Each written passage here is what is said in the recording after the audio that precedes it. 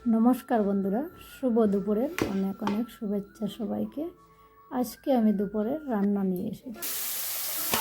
দুপুরে রান্না করছি সয়াবিন দিয়ে, আলু দিয়ে একটু ঝোল বানাবো। আর এটা বানাবো আবার কালো জিরা সম্বাস দিয়ে। সয়াবিন আমি নিরামিষ খেতে ভালো লাগে আমার। কালো জিরা সম্বাস দেবো আর গরম মশলা দিয়ে নামিয়ে নেব। এই দেখুন আমি কালো জিরা সম্বাস দিয়ে বানাচ্ছি। কার কীরকম খেতে ভালো লাগে কমেন্ট করে বলবে আমাকে। এই দেখুন আমার সয়াবিন ভাজাটা হয়ে গেছে, এদিকে আলুটাও হয়ে যাচ্ছে সাতলানো। এবার আমি হলুদ দেবো, অল্প জিরা গুঁড়া দেবো, অল্প লঙ্কা গুঁড়া দেবো, দিয়ে সাতলিয়ে আর দেবো কয়টা কাঁচামরিচ দিয়ে অল্প সাতলাবো। এই দেখুন বন্ধুরা, তেমন বেশি মশলা আমি দিই না, আমার সাতলানো হয়ে গেছে। এবারে দিয়ে দেবো গরম জল।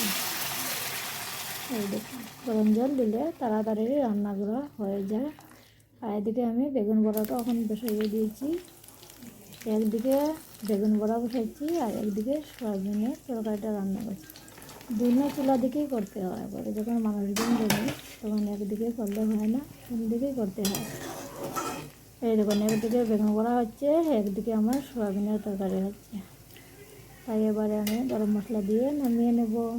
আমার সয়াবিনের তরকারি হয়ে গেছে, এদিকে আমার বেগুন বড়াটাও হয়ে গেছে।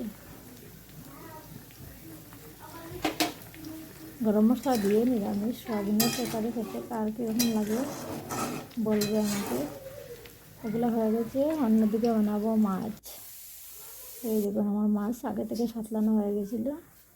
মাছ দিয়ে অল্প দিয়ে আর আলু দেবো, এটা দেবো আবার পেঁয়াজ সম্বাস, পেঁয়াজ দিয়ে বানাবো। সব কিছুতেই আমি বেশি পেঁয়াজ দিয়ে বানাই। এই সয়াবিনটা একদম নিরামিষ খেতে আমার ভালো লাগে, তাই আমি এরকম বানাই। এই দেখুন সাতলানো হয়ে গেছে, দিয়ে দেবো কাঁচামরিচ, অল্প লবণ দিয়ে। এই দেখুন আমার মাছের তরকারিটা বানানো হয়ে গেছে। অল্প জাল দেবো, জাল দিয়ে ধনিয়া পাতা দিয়ে নামিয়ে নেব। আমার জালটাও হয়ে গেছে, আবার ধনিয়া পাতা দিয়ে নামিয়ে নেব। বন্ধুরা, আমার ভিডিও সবসময় দেখে আমার পাশে যারা থাকো সবাই, আমিও থাকবো ওদের পাশে সবসময়। যদি ভালো লাগে তাহলে লাইক কমেন্ট শেয়ার করে পাশে থাকবে সবসময়, তাহলে আমিও থাকবো সবার পাশে সবসময়। এই দেখে বন্ধুরা আমার কাঁচকলা ভাজাটাও হয়ে যাচ্ছে। আর কিছু রান্না করবো না, অতটুকুই আমার রান্না। কাঁচকলা ভাজা হয়ে গেছে। আজকের মতো এই পর্যন্ত।